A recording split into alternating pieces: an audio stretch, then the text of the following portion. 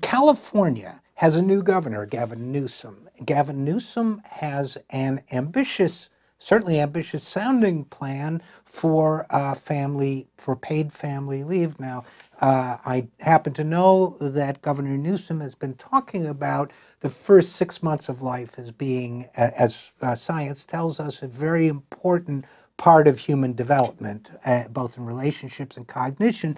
So I know this has been an interest area of the governor's, and now he has a plan for 6 months of paid leave every time that a child is born in the state for the family of the child, for someone, I guess, either parent.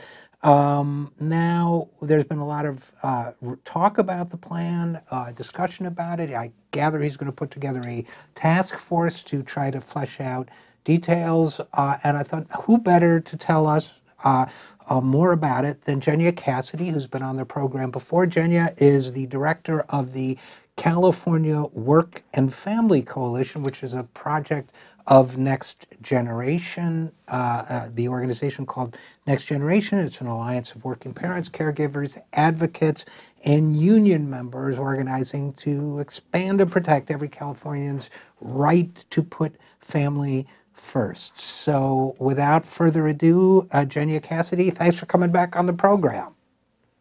Thank you very much. I'm glad to be here. So, well, we're glad to have you. And so tell us, Governor Newsom's idea, what should be added to my description of it? What do you think of it?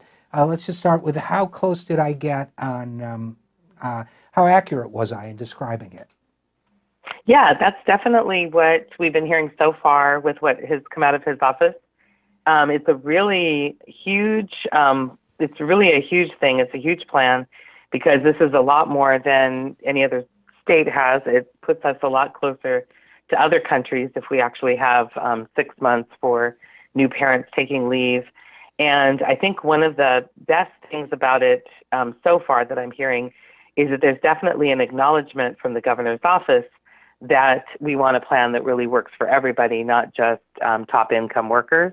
Because right now, you know, one of the struggles of having a really solid paid family leave plan, even though it's only 6 weeks, is even the 6 weeks isn't really working for everybody. So one of the things we'll be looking at in the coalition in the coming weeks is how do we make sure that this is really something that a car wash worker can take just as much as somebody who works for Google, for example.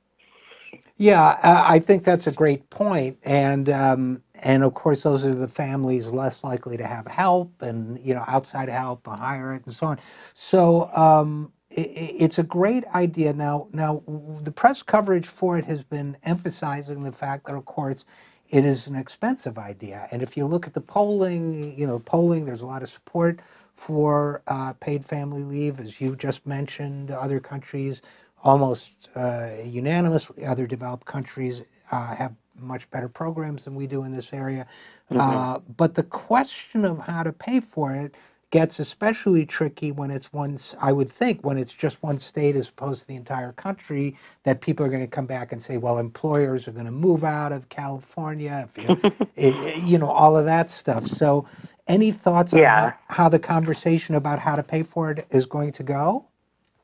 Well, I was on another radio show the other day that just was really all about that. They even had these two economists on that were just focused on the pay. And I feel like one of the really huge important things to shift that focus to is that we're already paying for it in different ways. Parents are actually going on GoFundMe to try to fund some maternity leave so they don't have to take, leave, often maybe even premature infants after 3 weeks of giving birth. And this is just this morning, a mother called me and told me about her story about having to go back to work after 3 weeks because it was in fear of losing her job. And I think, this is something that has these huge health benefits. And one thing that a lot of even California people don't know or don't realize is that we already do have a way of paying for this. Of course, there's going to have to be some work looking at how to do this if a lot more people take it and it's for a lot longer time. But right now we have in California the kind of system that a lot of other countries have, which is everybody pays in and you take it when you need it, which is a beautiful system if you think about it.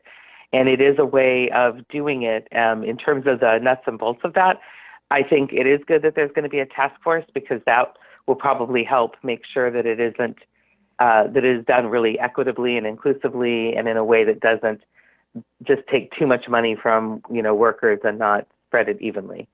That's what I'm hoping for. So Jenya, are you talking about something like a social insurance program, where, like Social Security, for example? That's how. Yeah, Social and that's Security what we have now. Mm-hmm. Yeah.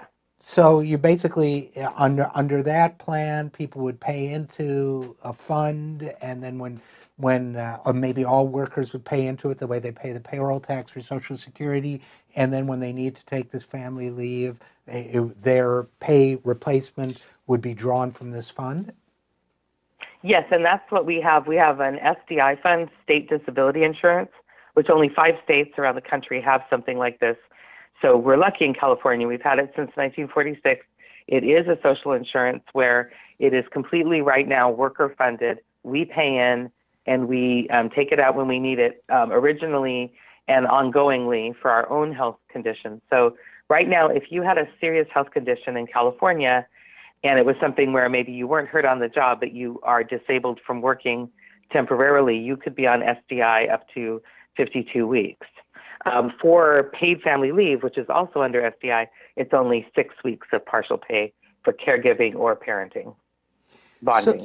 So do you know, I know that in Social Security, they've done studies on what it would cost to expand benefits for Social Security, and it comes out to, a couple dollars per paycheck for most workers. It's really, the numbers are quite small. Has anybody done similar numbers for what it might take to put a program like this in place for the average California worker, let's say? Yes, internally, I don't think there's been a public study that I know about, but internally, just in the coalition, we're working with the legislature, and we've definitely looked into that in terms of SDI. And it is a little bit different because SDI is just one state. So right now there's sort of discussion about, even before the governor's proposal, what it would look like to expand it, because a lot of our coalition partners think that ultimately getting to the point where people have a year off would be ideal, partly because of the need for bonding with the new child. For caregivers too, it would be good to have a more available time off if they need it. But then also, childcare is so expensive in California, and our housing is so expensive that not having to pay for infant care, which is very hard to find, very expensive for a year, would also be very good for families economically. Yes, it would. And again, we're talking with Jenya Cassidy, director of the California Work and Family Coalition. So, one of the other arguments you hear, Jenya, from people who are opposed to an idea like this is that, well, employers, A, are going to suffer because somebody's going to be out of work for 6 months or a year, and B, that they're not going to want to hire young women in particular because they're going to assume that young women will be much more likely to take this, so it will make things worse for women. You get those arguments. I'm sure you've heard them a lot in your work. And any thoughts on how that conversation might play out in California? Yeah, I think already the governor, who's a pretty hands-on parent, if you saw his inauguration speech the other day, I did. Did you see it? I did, with his son wandering out and picking him up and all that. He had a 2-year-old in his arms for a good chunk of the speech. And I think that part of the way he and his team have even looked at this is the 6 months that they're talking about right now is not 6 months for one parent, but more 3 months and 3 months split between 2 parents, or if it's a single parent, the parent and another caregiver. So in a way, of course, it would be more time would be even better, but I think it's very much designed with the idea in mind that dads are taking leave. And one of the success stories of paid family leave is that in just the years right after it passed, we saw a real increase in not only dads taking bonding leave, but the duration of that leave. So that's been a huge change. And generationally, there's just much more of an idea that the dads will be hands-on too. So I think sharing that leave it's definitely going to be, it's going to seem like this is something that dads or moms can take. So I think that might impact the whole discrimination issue, hopefully. And then the other issue too is that I'm already hearing from some small businesses that it actually can be easier to replace somebody for a longer chunk of time if you are actually going to replace them than 6 weeks. If it's a 6-week leave or an 8-week leave, because new moms get more time, it can be really hard to get somebody in. So people often just scramble to cover that by just working more. So, that's one thing, is just, it might be actually a little bit easier for businesses. And other than that, we just have to change the whole culture so that people really think of this as a working person, as a whole person, as a family, and needs time off to care for that family. And the business owner, the workers, everybody should be able to have that time.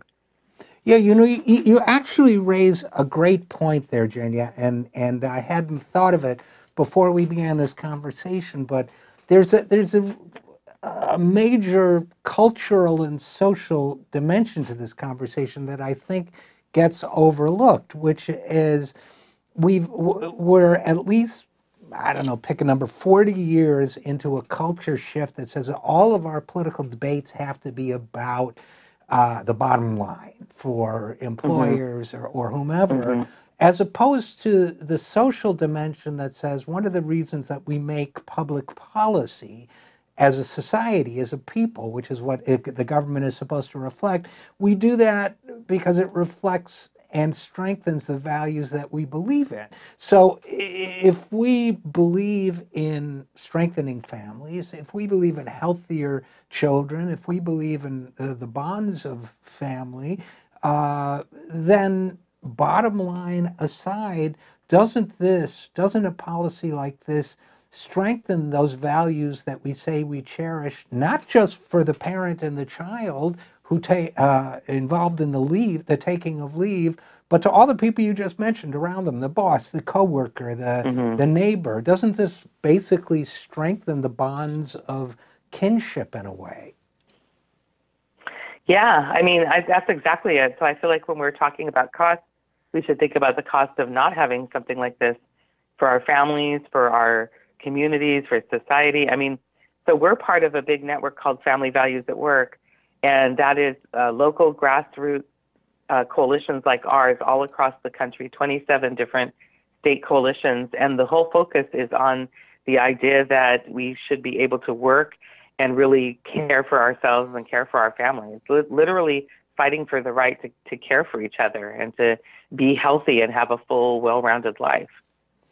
Well, I think that's beautifully said. So what are the next steps for Gavin Newsom's family leave proposal? There's a task force that's going to be formed. Yes, and I'm really interested in that. I think that's a good sign. Often when there's a task force, sometimes that means they're kicking the can down the road. But in this case, I think it's going to be absolutely necessary, and hopefully to hear from really diverse voices on who this is impacting and how it's impacting, just so we don't end up, with a policy that is going to really look good on paper but not be for everybody. And I absolutely think in this case, he's signaling very strongly that that's not his intention, that he and his team really want to make sure this works for everyone. And I think that we in the coalition need to play our role of all the work that we've been doing for the last, 10, 15 years, expanding paid leave so it works for more people, really taking that to the table and making sure that there's, that all of that information is there and that we really have a good policy. The whole country is really looking at this, I think, so it's going to be important what California does next. Once again, California has the opportunity to lead the way for the rest of the country, so it will be very interesting to see what happens. So Jenya Cassidy, Director of the California Work and Family Coalition, thanks so much for following this issue. Thanks for your good work in this area, and thanks for coming on the program. Thank you.